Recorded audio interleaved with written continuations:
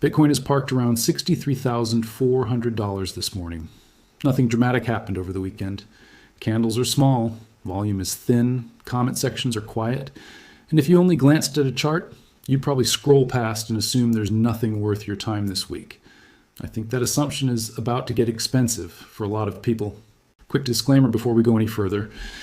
Because I take this seriously, nothing in this video is financial advice. I'm not your advisor, I don't know your risk tolerance, and crypto markets can move against you fast. Treat this as research and education, do your own homework, and never risk money you can't afford to lose. All right, now that's out of the way, let's get into why this boring week might not stay boring for long. I'm going to walk you through 3 things happening almost back to back over the next few days, and I want you to notice something as we go. None of them are Bitcoin headlines, not one, and yet all 3 could end up moving your Bitcoin screen more than anything crypto-specific this month. Before I dive in, if you're the kind of person who likes understanding markets instead of just reacting to green and red candles, that's exactly what we build here at the Wealth Continuum. So if this is your first time here, consider sticking around for the rest of the video, because the pattern I'm about to show you is one you'll want to recognize the next time it happens too. Okay, here's the setup. Back in late July, the Federal Reserve held its policy meeting and left interest rates unchanged, sitting in a range of 3.5% to 3.75%. On paper, that's the 5th meeting in a row without a change. Sounds routine, almost sleepy, except it wasn't unanimous. 3 regional Fed presidents, Beth Hammack out of Cleveland, Neil Kashkari out of Minneapolis, and Lori Logan out of Dallas, didn't just quietly disagree. They formally dissented and pushed for a rate hike instead. That's the first time since 2016 that 3 policymakers broke ranks together in the same direction. Sit with that for a second. 3 of the Fed's own regional presidents looked at the same inflation data everyone else saw and said, essentially, we think this needs to be higher, not flat. Now here's a question for you, and I actually want you to answer this in the comments before you watch the rest of this video. If you were sitting in that room and you saw 3 seasoned central bankers pushing to hike while the rest of the room said, hold, would that make you more nervous about where rates are heading or less? Type your honest answer below. I'll be reading through them. This week, on Wednesday the 19th of August, the Fed releases the full minutes from that meeting, not just the decision, the actual internal argument behind it, and that's the first domino.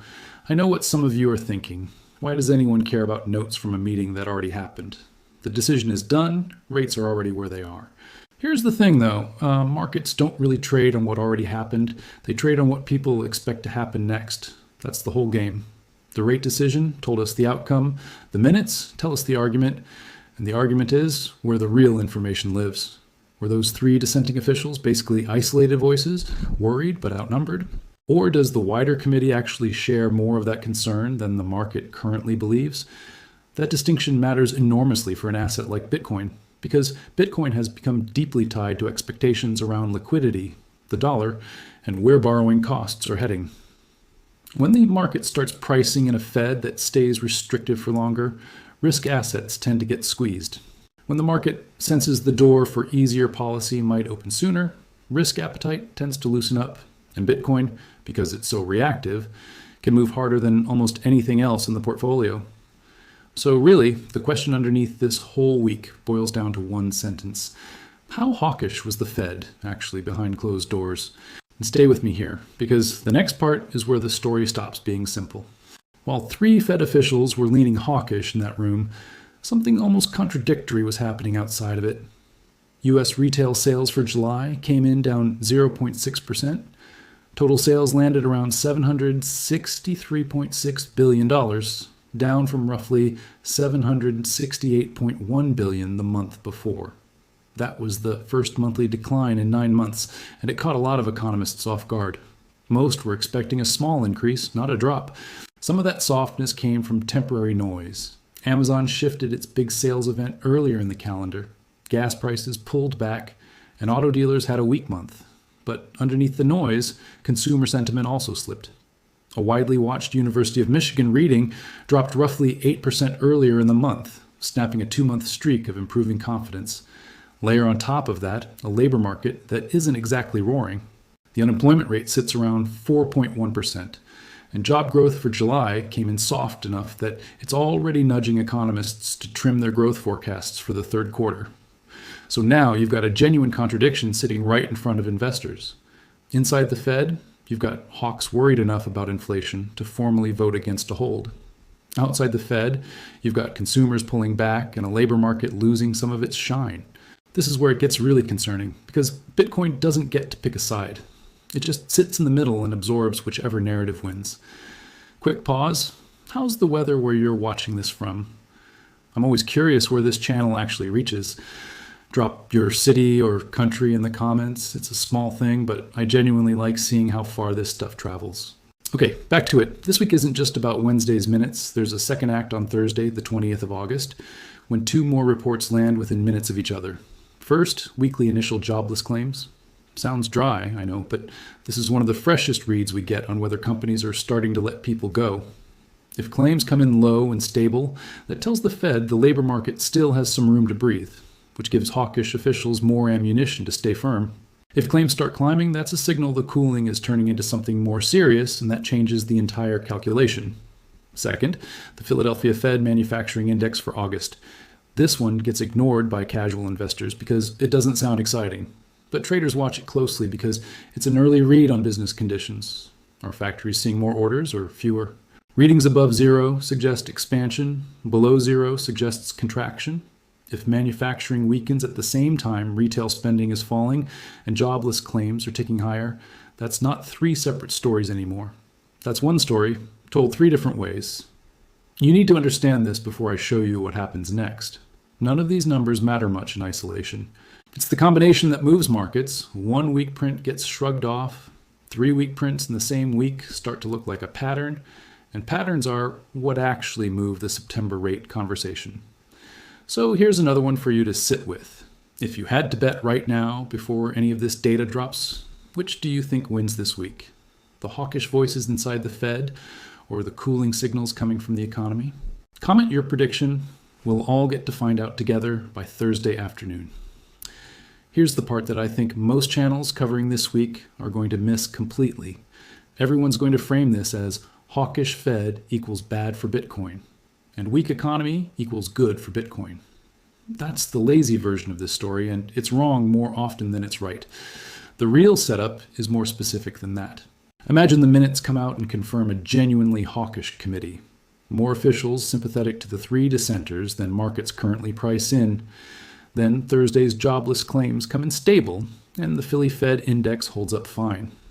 In that world, the Fed has both the inflation worry and the economic cushion to stay firm into September. Treasury yields likely climb, the dollar likely strengthens, and Bitcoin, especially if it's been quietly building leveraged positioning during this calm stretch, could take a real hit, possibly a sharper one than the headline alone would justify, because positioning has a way of amplifying moves once it starts unwinding. Now flip it.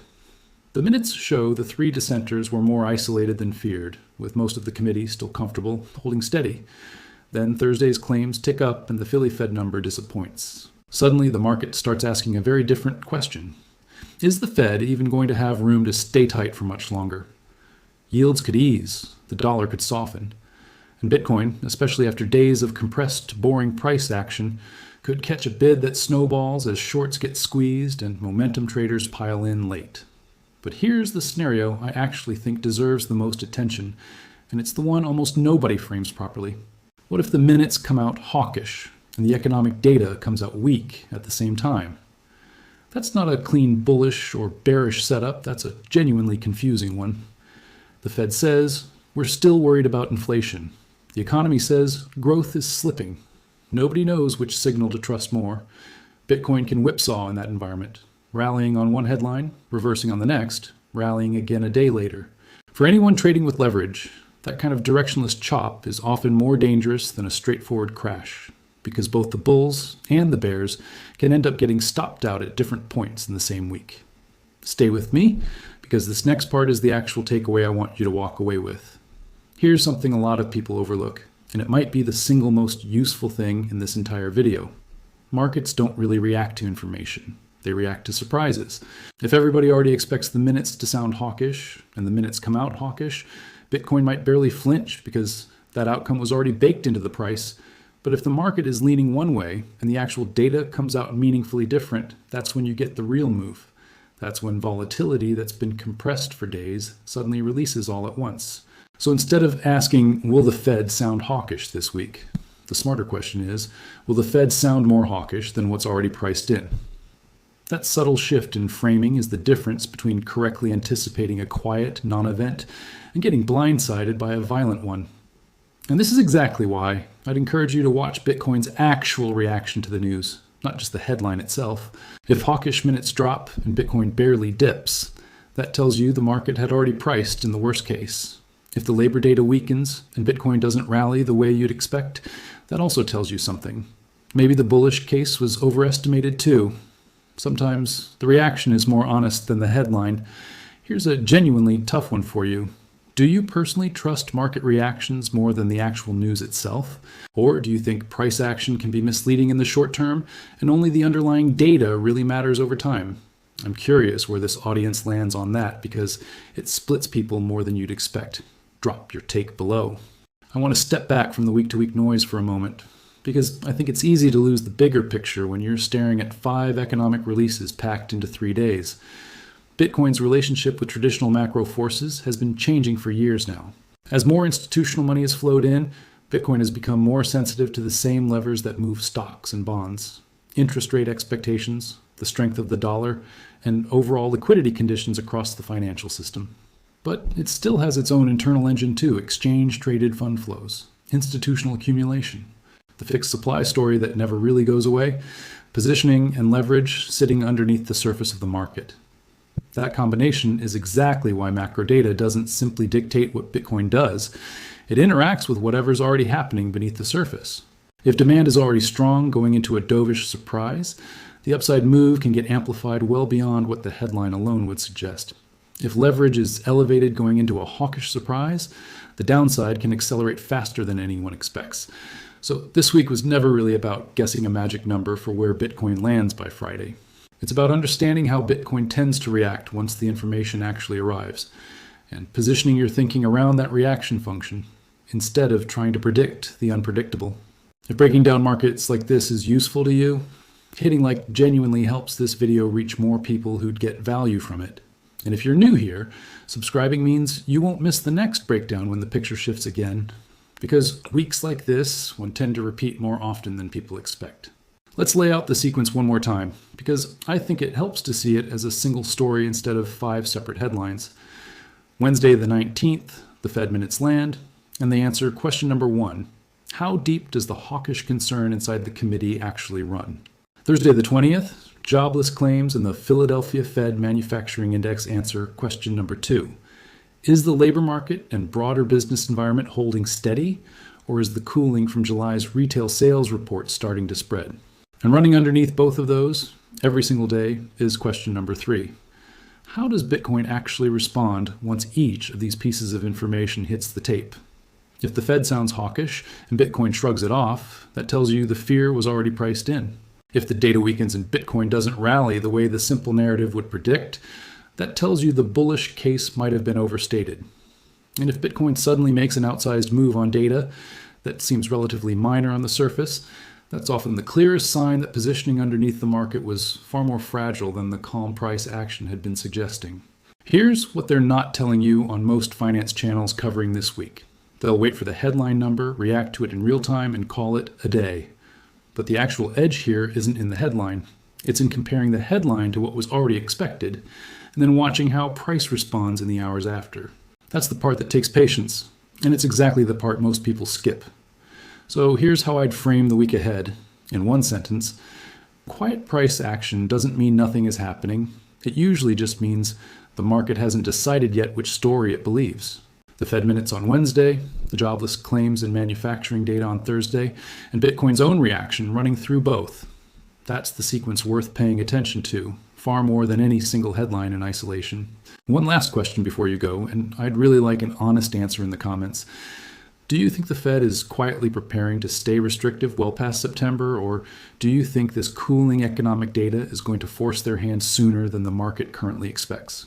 There's no wrong answer here. I just want to see where this audience is actually leaning heading into a genuinely uncertain week. If this kind of breakdown helped you see the week differently, share it with someone who's been asking why Bitcoin looks so quiet lately. This is exactly the kind of setup that explains it. And if you want more of this, more often, that's what the Wealth Continuum is here for. Hit subscribe, keep that notification bell on if you don't want to miss Wednesday's reaction video, and I'll see you in the next one. Because remember, it's never really about what the Fed says, it's about what the market does after it says it.